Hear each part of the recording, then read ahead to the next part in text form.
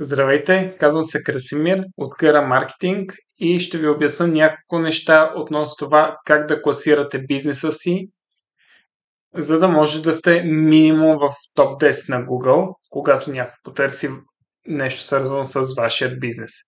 Така, първото много важно нещо. Името на бизнес профила. Да, може да пише абсолютно всичко, някои си пишат супер произволни работи, това е без значение.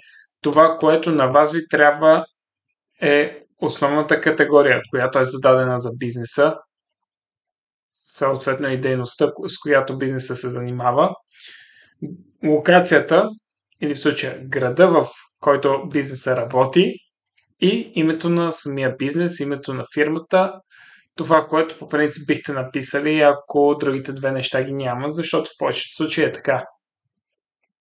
Така, категориите, там имаме право на избор от супер много категории.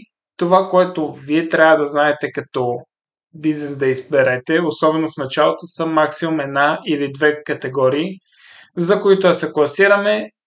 Аз лично бих започнал с една и оттам нататък вече можем да започнем да се изкачваме и за други категории да се добавят постепенно, защото се обновяват и страници и става доста по-лесно да се класирате.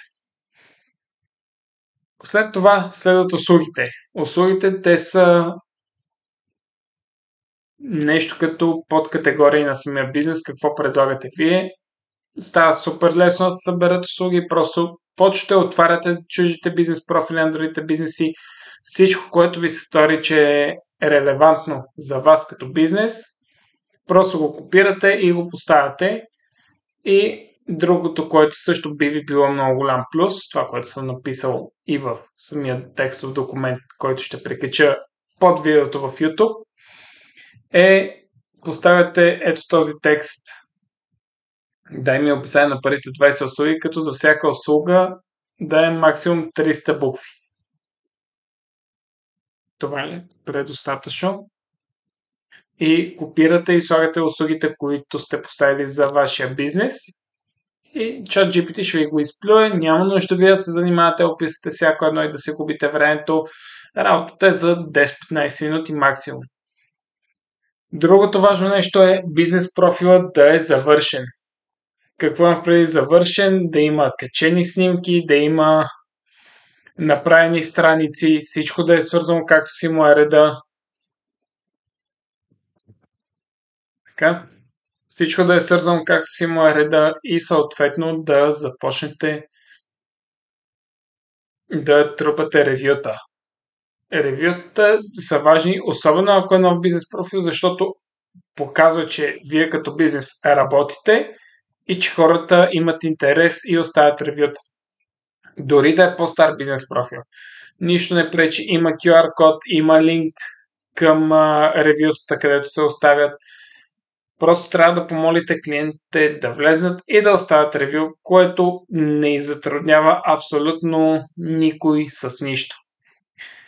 Вече за сайта, тъй като има доста промени, които се правят по сайта, там е малко по-сложна материята, ще бъде обяснено пак от мене в друго видео, в което ще наблегна главно на техническата част.